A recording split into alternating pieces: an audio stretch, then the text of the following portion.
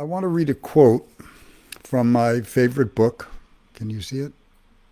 Zen Mind, Beginner's Mind.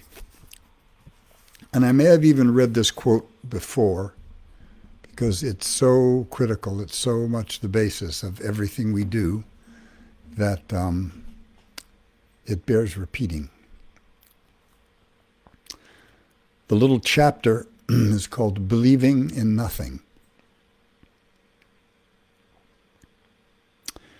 Suzuki Roshi says, I discovered that it is necessary, absolutely necessary, to believe in nothing. That is, we have to believe in something which has no form and no color. Something which exists before all forms and colors appear.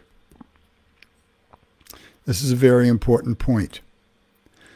No matter what God or doctrine you believe in, if you become attached to it, your belief will be based more or less on a self-centered idea. You strive for a perfect faith in order to save yourself, but it will take time to attain such faith. You will be involved in an idealistic practice and constantly seeking to actualize the ideal. You won't have time for composure. But if you're always prepared for accepting everything we see as something appearing from nothing, knowing that there's some reason why a phenomenal existence of such and such a form and color appears, then at that moment you'll have perfect composure. So he says,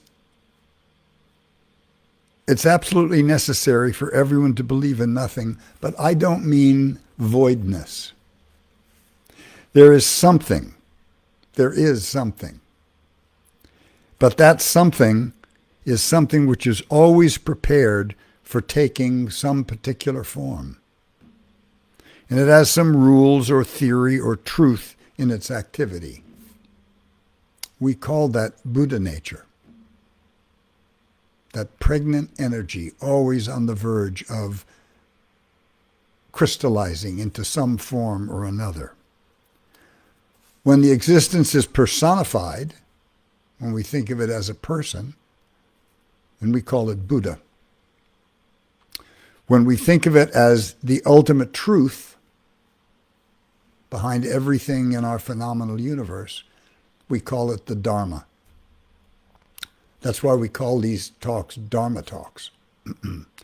And when we accept the truth and act as a part of Buddha or the people that follow that or believe in it, we call ourselves a Sangha. So this group would be a Sangha. We're listening to and following this.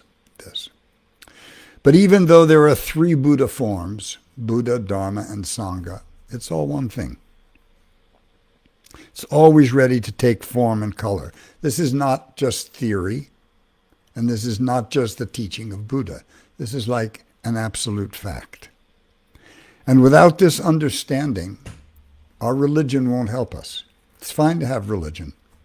But if you understand that that religion comes from this primordial, pregnant energy something, we're less absolute about what we believe. We're less dogmatic about what we believe. We don't believe it's the only truth. It's like discovering a frame of reference that's enormous enough to contain the entire universe. And this frame of reference is important. When we look at all the protests about George Floyd, surrounding the murder of George Floyd, we can actually see two huge strains of American history being played out. Because there was one strain that was all about freedom, all men are created equal, life, liberty, and pursuit of happiness. But there was another equal and contending force, which was the force of property, the rights of property. And the rights of property was evinced by slavers. And we can see that in some way there's no time, despite the Civil War, despite the Civil Rights Act, despite centuries of Jim Crow, these rights are still coexistent. Now, what's it do for us to remember that they both come from the same source? That George Floyd and the man who killed him both come from the same source. They're both Buddha nature. The flowers we love and the weeds we don't love all come from emptiness. And when Suzuki Roshi says, if we accept, we keep saying yes, we accept what comes up. But to accept doesn't mean to condone. To accept that weeds are Buddha nature and have an equal right to existence doesn't mean we leave them in our garden or we let them choke out something else. So we can weed our thoughts, even though we know malignant, jealous, envious thoughts, they're Buddha nature. We don't have to judge ourselves as bad people. We don't have to feel like we're awful to have such a thought. This morning, waking up in my half sleep, just before you get up, I had this vision that made me laugh. I was wearing a yellow t-shirt with black letters that said, "Batshit crazy." And I thought, God, maybe I should print that up.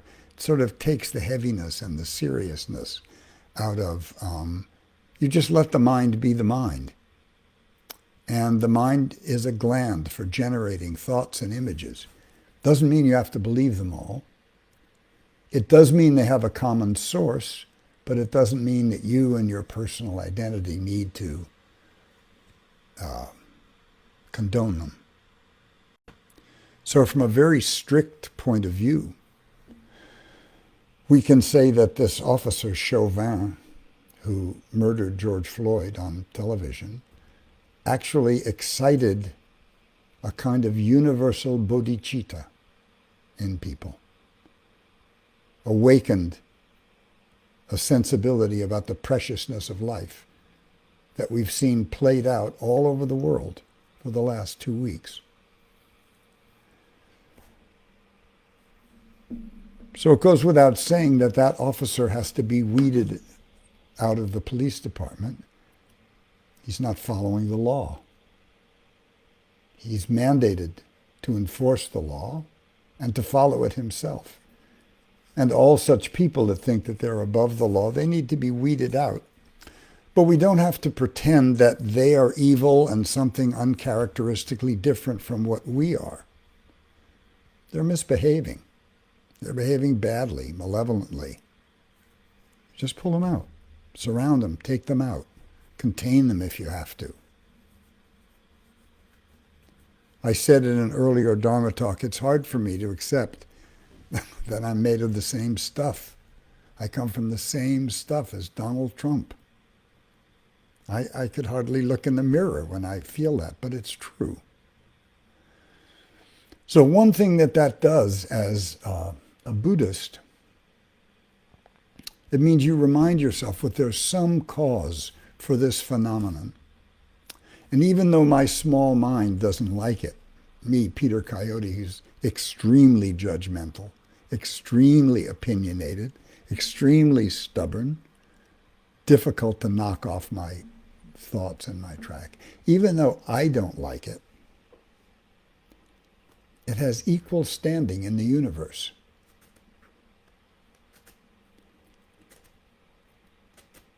It comes from some causes and conditions. And so what that means is I can behave appropriately toward it without disordering my own state of mind.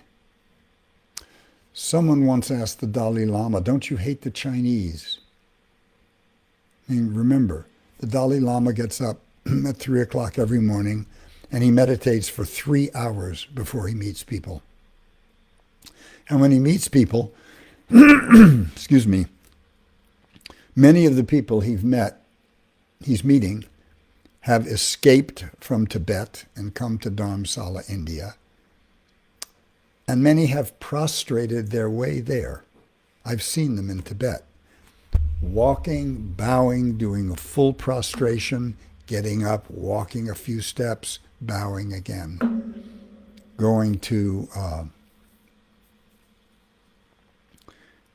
they were going to see the Dalai Lama in Lhasa originally. And now they come to him, and they all have tales of being abused, being tortured, having lost family members. And the Dalai Lama hears that day in and day out. He's exposed to the pernicious behavior of the Chinese. And when a reporter asked him, "Aren't you angry? Don't you get mad?" His response was really illuminating. His response was, "The Chinese have taken everything from me. I'm not going to let them take my state of mind."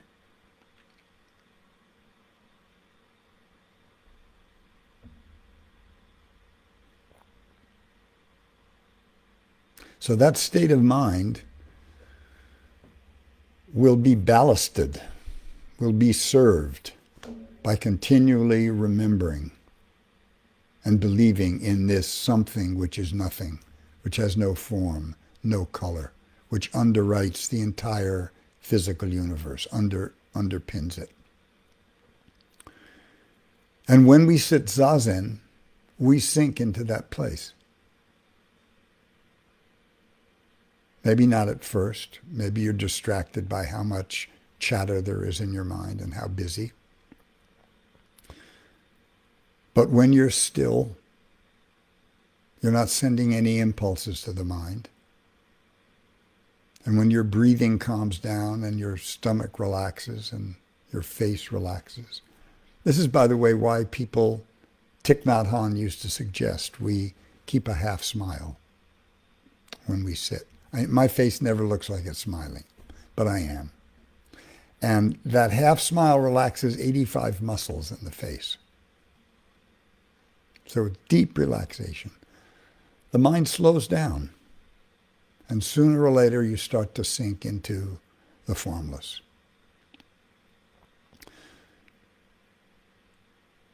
And it's not that you're expecting some kind of experience on your cushion. It's when you get off your cushion, you carry that with you. And changes that occur will change and occur in your everyday life.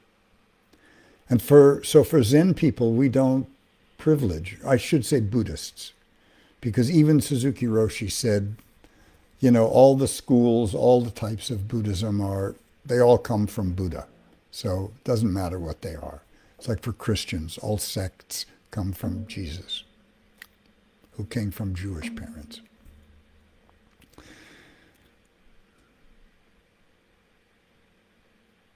That made me laugh, thinking of Mary as a Jewish mother, so it just threw me off my game. But this idea that believing in nothing and immersing yourself in emptiness has a deeply restorative effect that travels over into our everyday life. And Buddhists don't privilege anything. It's not like having a headache is bad and not having a headache is good. Suzuki Roshi said, if you have a headache, you're healthy enough to have a headache, to feel it. If you're too sick, your head stops hurting and then you're really in trouble. So people tend to want to come to Zen practice or Buddhist practice or meditating for some heightened event. They want something outside of their normal existence. But normal existence, everyday, quotidian reality, that's the miracle. That's where it is. And the enlightenment of understanding emptiness and viewing every single thing that you see as a miraculous, unrepeatable expression of emptiness. It's everyday life. Enlightenment is not climbing a fence. and suddenly you're on the other side and you're cranking out goodness, wisdom, and humility. Enlightenment is being reminded moment after moment after moment of the suchness of the apparitions of formlessness. The just this housefly, just this hummingbird. You're made by what made sunsets. How can you be insecure?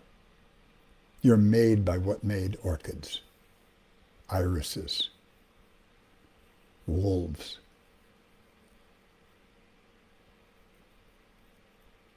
In some way you can say that Buddha nature is wilderness.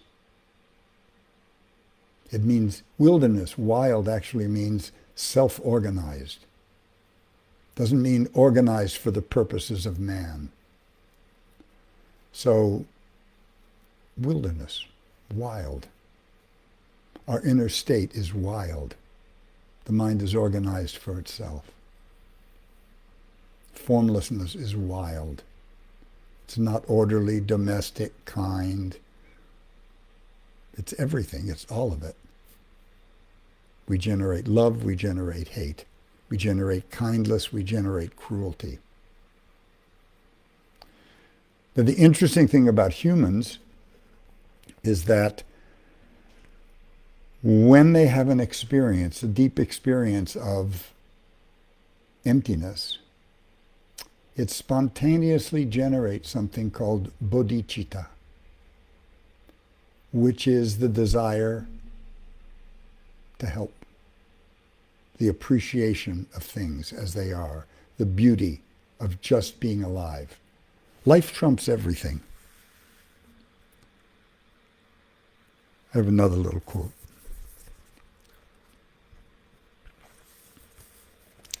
Believing in nothing. Suzuki Roshi, I've been reading him for 45 years. I never get tired. So Dogen, one of the great Zen teachers from the 1200s, said, although everything has Buddha nature, we love flowers and we don't care for weeds. This is true of human nature. But that we are attached to some beauty, that's also Buddha's activity. That we don't care for weeds, that's also Buddha's activity. We should know that. We should know it's okay to attach to something. We should know it's okay to reject something. We don't like Chauvin's behavior. We don't like it. And that expression and those feelings that come up in us, that's Buddha nature. You don't have to reject it because it makes you angry or because it makes you bitter or because it makes you sad. Just leave it alone. It'll pass. Just acknowledge it. It's coming over the spinal telephone. And the spinal telephone receives every frequency in the human spectrum. So you'll never have less than is available to all humanity, which spans the bookends between cannibalism and self-sacrifice. It's all going to come up. But what will remind you and give you humility and compassion is realizing that you and Chauvin came from emptiness together. In that capacity, you're equal. And what experiences did he have that so shut him down, that so killed compassion, empathy, softness, tenderness, the impulse to care for someone? I mean, if you come on somebody who's fallen on the street, your immediate impulse is to go to help them. That's a human impulse. So just think what the interior state of a man is who can kneel on the neck of another man while calling him sir and choke the life out of him for 8 minutes and 49 seconds. I'm not saying we have to pity him and we have to give him some special tolerance. No, he has to be weeded. Has to be weeded out. But we should not be ashamed for the impulse to want to do that. We should not be ashamed of whatever emotions course through us. And we have the choice on whether or not we're going to act on those emotions. I can wait till my anger passes before I speak. I can wait until my outrage passes before I speak. Because remember, thinking is like mental activity. It's a mental action. And if we put it into physical action, it generates karma. And we can't control that karma. We can't control the cause and effect. So when I express anger or violence publicly, I'm setting wheels in motion. It's like turning a ferret loose in a chicken house. I can't control it after it's loose. So I found it very useful. When I worked for the governor of California, and I worked in Sacramento at the State Arts Council, I began as a very cranky, angry, judgmental, political leftist activist who was suddenly in a position of authority and in a perfect position to take revenge on a whole host of imagined enemies who had failed to recognize the excellence of the theater that I was in or the community I was a part of and had never given us any money. And within about 7 months, I had paralyzed the state. I had turned all the people with money and power against me, and I had all the communities behind me, and it was a stalemate. And the governor, Jerry Brown, who was very kind, by the way, called me in and he said, listen, I see what's going on, but in a democracy, all boats rise and all boats sink. You can't play favorites, and all these people are taxpayers. They have a right to have their culture represented. Really jerked me up short.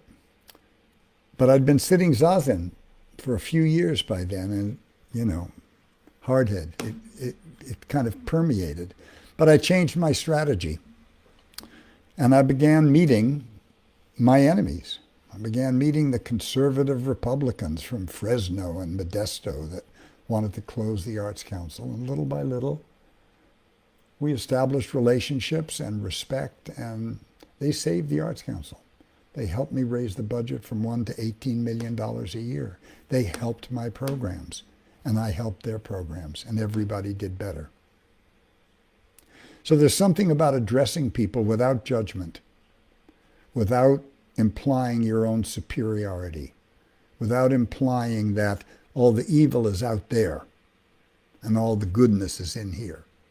It's a common foible. We all do it. Believe me, I had a bad, nasty mouth when I was in Sacramento. I took no prisoners. And I never had to look at myself at all. And then one day, my friend on the council, a man named Carney Hodge, who was the only non-artist on the council, a Republican, wealthy guy, owned an elegant clothing store in Fresno called Hodge and Sons. But he was a really decent guy, and we became close friends. And I had been very proud of always wearing my blue jeans and my cowboy boots and my long hair and my earrings and going into Sacramento as a man of the people. And one day Carney said to me, he said, I think you're not aware that you're a leader now, and that there's a game that you've been invited to late, but you've been invited to the game, and the game has certain standards. The people have certain rules and mores and things. He said, and you're just peeing all over them. You're just telling them every time you walk into the room that you don't care about their suits and their dignity and their manners. And he said, well, if you really don't care, why should you expect them to care about you? I was a little shocked. I mean, it seemed simplistic. But I thought about it, and I thought it was true. And I was the chairman of the State Arts Council, a big agency. So I thought about it a while, and I went out, I got a haircut, I got a jacket and slacks and a shirt. And when I showed up at the next meeting, my friend Carney looked at me and went, "Nifty." And from that point on, all the people in the legislature treated me differently. I didn't change my standards. I didn't change my policies. I just acknowledged that other people had standards and mores, and I wasn't going to put myself at odds with them. It didn't signify anything. Black community has different customs than many white communities. They're not better or worse. If we approach them, Southerners have different mores than Northerners. If we approach them with justice and distance and holding ourselves in abeyance, we're denying emptiness. We're denying our common source. And people always feel it. They always know when you're not with them. And the thing that people say about Suzuki Roshi, I never met him. I came to San Francisco late. I was too busy taking a lot of heroin when I could have met him. But everyone said that when you met him, he was just completely there with you. People had never met anyone like that. That was just completely there with them. And didn't matter if you were a Rockefeller or if you were a gay transvestite. We had both at Zen Center. He was just completely with you. And he was with you because he knew in his bone marrow that we were all temporary manifestations of Buddha nature.